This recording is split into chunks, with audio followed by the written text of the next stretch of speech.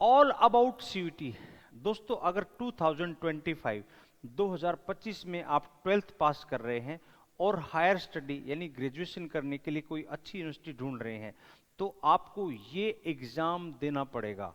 चलिए जानते हैं इस एग्जाम के तहत आपको क्या क्या जानना है। सबसे पहले हम इस वीडियो में कुछ सवालों के जवाब ढूंढेंगे, जिनमें से ये सीयूटी क्या है, क्यों जरूरी है, कौन अप्लाई कर सकता है सीयूटी एग्जाम के लिए, यानी जो 2025 यानी अप्रैल अप्रैल 2025 में जो 12th पास कर जाएगा वो यहां पर अप्लाई कर पाएगा। डिटेल में बताने वाले हैं। और किसी यूनिवर्सिटी के अंडर अगर आप ग्रेजुएशन करना चाह रहे हैं तो कौन सी यूनिवर्सिटी के अंडर सीयूटी एग्जाम देना जरूरी है, एग्जाम का पैटर्न क्या होने वाला है, सब्जेक्ट्स कौन कौन से आप चूज कर पाएंगे, सिलेबी सिलेबी लिखा हुआ है, सिलेबी ऑफ ऑल सब्जेक्ट्स, ये प्लूरल वर्ड है, सभी सब्जेक्ट्स क्या क्या पढ़े जाएंगे, मोड्स ऑफ एग्जाम कैसे होगा, पेन पेपर से होगा, ऑनलाइन होगा, कैसे होगा, ऑफलाइन होगा, फीस कितनी रहेगी, भाई आप यूनिवर्सिटी में जाना चाहते हो तो फीस कितनी है, इसके अलावा डेट्स ऑफ अप्लाइंग, कब आप इस एग्जाम के लिए अप्लाई करेंगे, और एग्जाम डेट्स के बाद आपका कहां से आप तैयारी करेंगे, ये सबसे अहम हो जाएगा। चलिए दोस्तों इन सभी सवालों के जवाब ढूंढते हैं इस एक छोटी सी वीडियो में। अंत तक देखना, आपको बहुत सारी चीजों के बारे में और सीयूटी के बारे में पता चलेगा। चलिए शुरू करते हैं आज की वीडियो। और सबसे पहले हमारा सवाल है कि भाई ये सीयूटी है क्या। तो मैं बता दूं, सीयूटी की अगर फुल फॉर्म की बात करें तो ये रही सीयूटी की फुल फॉर्म। यहां पर ये आपका कॉमन यूनिवर्सिटी एंट्रेंस टेस्ट हो जाता है। यानी बहुत सारी यूनिवर्सिटीज इंडिया के अंदर हैं, ऑल ओवर इंडिया की बात कर रहा हूं मैं, ये सेंटर लेवल का, यानी आपका भारत भर में जितनी भी अच्छी यूनिवर्सिटीज हैं उन सभी यूनिवर्सिटीज में एडमिशन पाने के लिए कॉमन टेस्ट है।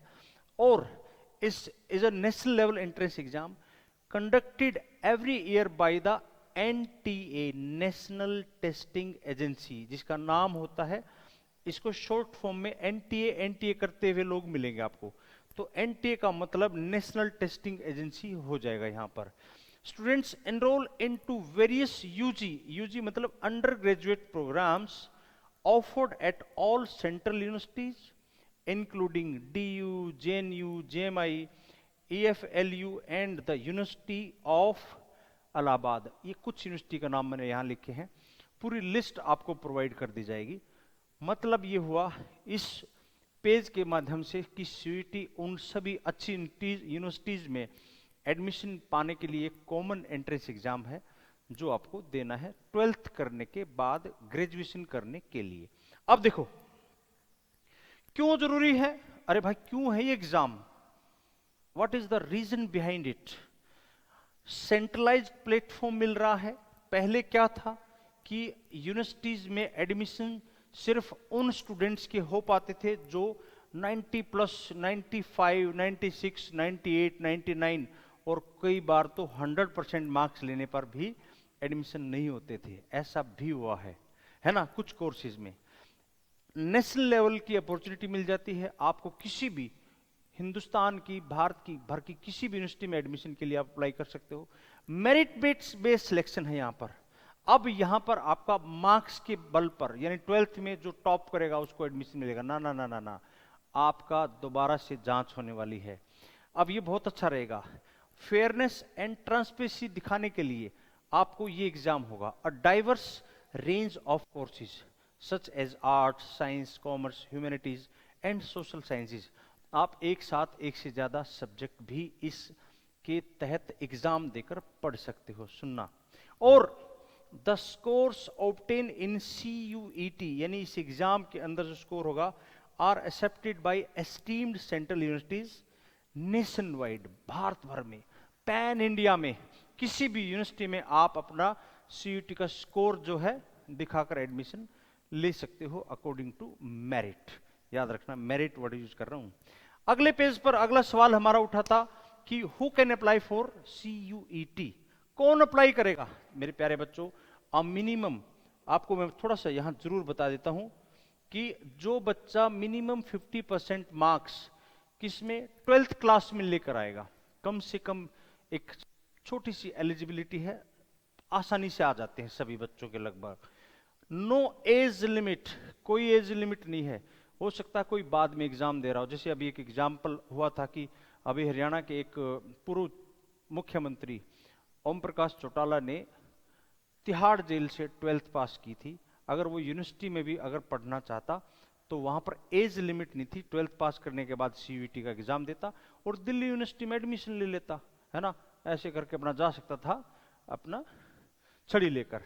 It may vary from one university to another, थोड़ा बहुत एक दूसरी यूनिवर्सिटी में फर्क आ सकता है किसी एलिजिबिलिटी को लेकर।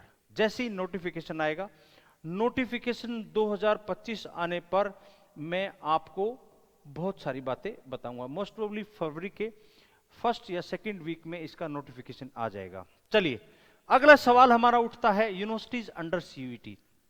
मैं बता देता हूं, आपकी पूरे हिंदुस्तान की 47 सेंट्रल जो भारत सरकार के अधीन है, 57 स्टेट यूनिवर्सिटीज, समझ में आ गया? ये रही, जैसे अगर कोई सोनीपत से बिलोंग करता है तो जैसे आपकी प्राइवेट यूनिवर्सिटी भी आएंगी यहां पर, ये रही। तो स्टेट यूनिवर्सिटीज हो सकता है जैसे एमडीयू, केयू हो सकता है। अभी ये केयू और एमडीयू इसके अंडर नहीं है, मैं बता देता हूं।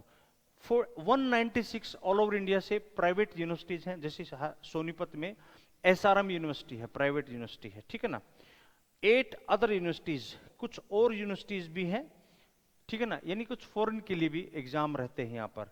दिल्ली यूनिवर्सिटी, खासकर Banaras Hindu university central university है। जामिया इस्लामिया जो है मिलिया, ये यूनिवर्सिटी सेंट्रल यूनिवर्सिटी है। ये मैंने सिर्फ कुछ एग्जाम्पल रखे हैं कि इन यूनिवर्सिटीज में अगर आप एडमिशन चाहते हैं तो आपको ये वाला एग्जाम जो मैं हर पेज पर आपको दिखा रहा हूं देना पड़ेगा। समझ में आ गई मेरी बात? अगला सवाल था हमारा कि exam pattern of CUET section wise. तो चलिए मैं आपको बता दे रहा हूं कि इसमें 3 सेक्शन आपको मिलने वाले हैं। सेक्शन 1 ए और बी आएगा, दोनों बता दूंगा क्या होगा। सेक्शन 2 और सेक्शन 3। जो सेक्शन 1 का एग्जाम होगा उसमें 13 लैंग्वेजेस, 13 भाषाओं में एग्जाम छपता है बाबू। तमिल, तेलुगु, कन्नड़, मलयालम, मराठी, गुजराती, उड़िया, बंगाली, असमी, यानी आसाम की भाषा असमीज होता है, पंजाबी, इंग्लिश और हिंदी। ज्यादातर बच्चे आपको इस लैंग्वेज में और दूसरे नंबर पर इस लैंग्वेज में देते हुए नजर आएंगे, इसलिए मैंने इनको हाईलाइट कर लिया है। पहला पेपर लैंग्वेज का होगा। दूसरा डोमेन स्पेसिफिक सब्जेक्ट, आपके ह्यूमैनिटीज, कॉमर्स और साइंस के अंदर 12th के अंदर जितने भी सब्जेक्ट हो सकते हैं उन सभी में से आपके जो 3 सब्जेक्ट रहेंगे वो यहां पर आप चयन कर सकते हैं। और तीसरा जो आपका सेक्शन होगा वो होता है जनरल एप्टीट्यूड टेस्ट, यानी जीए। कुल मिलाकर जिसमें बहुत सारी चीजें आएंगी, अगली स्लाइड में बताने वाला हूं कि जनरल एप्टीट्यूड होता क्या है। जमे रहिएगा, बने रहेगा। अभी तक तो रुको जरा, देखो एक मैंने यहां पर दोबारा से एक टेबल के माध्यम से दोबारा समझाया है। सेक्शन 1A और B, वहां पर A का जिक्र किया था, यहां B में 20 भाषाएं और भी हैं, कुछ विदेशी भाषाएं भी भाई, समझ में?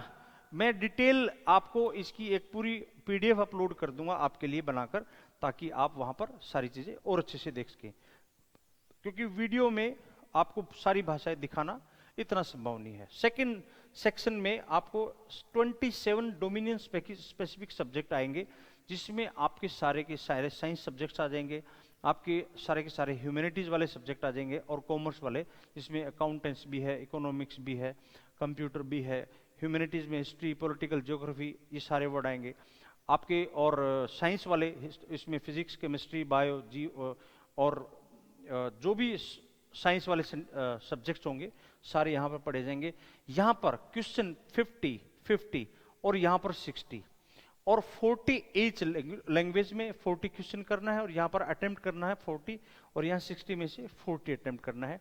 2024 की स्कीम भी यही रही है।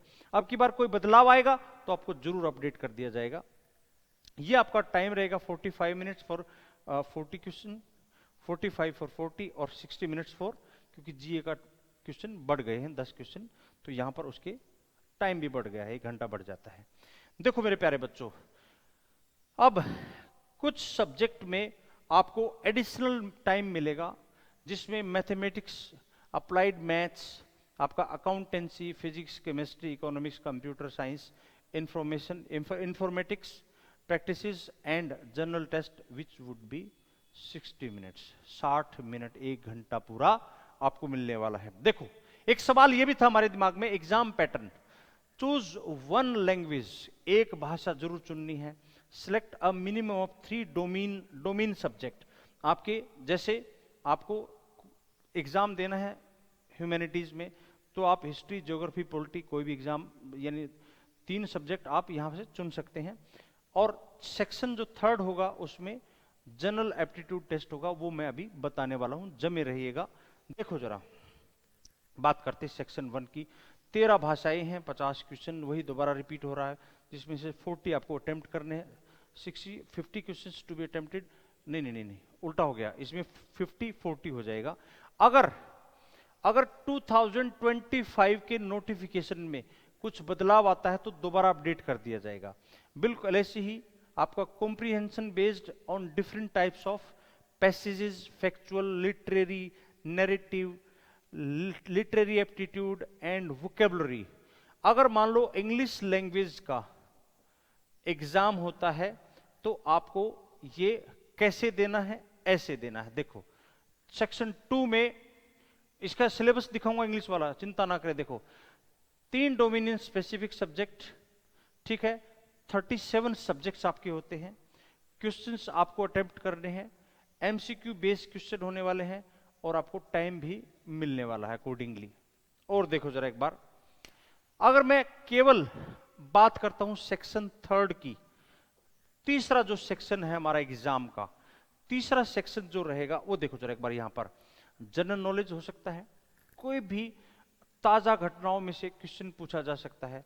यानी पूछा जा सकता है कि प्रेजेंट में हमारे फाइनेंस मिनिस्टर कौन है, फॉरेन मिनिस्टर कौन है, समझ में आ, और इसके अलावा डिफेंस मिनिस्टर कौन है। ये मोटे मोटे 3 नाम मैंने आपके सामने गिनवाए हैं। Who is the speaker of parliament, who is the deputy speaker of parliament, समझ में आ गया मेरी बात। तो करंट अफेयर्स हो सकता है, कब किसने कौन सा इनाम जीता, कौन सा पुरस्कार जीता। जनरल मेंटल एबिलिटी हो सकता है, न्यूमेरिकल एबिलिटी हो सकता है, मैथ्स वाले और रीजनिंग वाले बच्चे समझ जाएंगे, ठीक है ना। क्वांट हो सकता है, क्वांटिटेटिव रीजनिंग। इसके अलावा बेसिक मैथमेटिकल्स, आपका अर्थमेटिकल, अलजेब्रा, ज्योमेट्री, मेंसुरेशन, है ना, 8वीं तक के बस। लोकल एंड एनालिटिकल रीजनिंग आएगी, 50 क्वेश्चन अटेम्प्ट करने हैं, 60 मिनट का वक्त मिलने वाला है, समझ में आ। ये था आपका कुल मिलाकर बड़े वाला सेक्शन 3rd। अब देखो सब्जेक्ट्स इन सीवीटी, मैं आपको भी बताया थोड़ी देर पहले, ये सारे सब्जेक्ट्स आपके आएंगे जो आपकी पसंद का होगा, जो आपका फील्ड होगा, जो आपने 12th में पढ़ा होगा, उनको आप एग्जाम में अपीयर होंगे। हाँ, syllabi of all subjects. Language की अगर मैं बात करूं, language to be tested through reading comprehension, English का आ गया तो कॉम्प्रिहेंशन आएगा, based on different types of passages, factual भी हो सकते हैं, लिटरेरी भी हो सकते हैं, नैरेटिव भी हो सकते हैं। यानी 3 तरह के आपके पैसेज आएंगे, ये मैं आपको करवाऊंगा कोर्स के दौरान। Literary aptitude and vocabulary domain भी रहेगा। वोकेबलरी में आपके एंटोनिम्स, सिनोनिम्स, वन वर्ड और एडियम्स, ये हम लोग आपको सिखाने वाले हैं, निश्चिंत रहें आप। Subjects based on 12th standard, और जनरल में अभी मैंने ये सारी बातें पिछले पेज पर आपको समझाई। ये एग्जाम पैटर्न रहने वाला है आपका सिलेबस का। देखो अगर मैं केवल इंग्लिश की बात करूं तो रीडिंग कॉम्प्रिहेंशन होगा, there will be 3 types of passage, maximum 300 to 350 words का आपका आएगा। वो फैक्चुअल भी हो सकता है, वो नैरेटिव भी हो सकता है, वो लिटरेरी हो सकता है, किसी लिटरेचर की बुक से भी हो सकता है, कोई फैक्चुअल भी हो सकता है, न्यूज़पेपर की कटिंग भी हो सकती है मेरे भाई।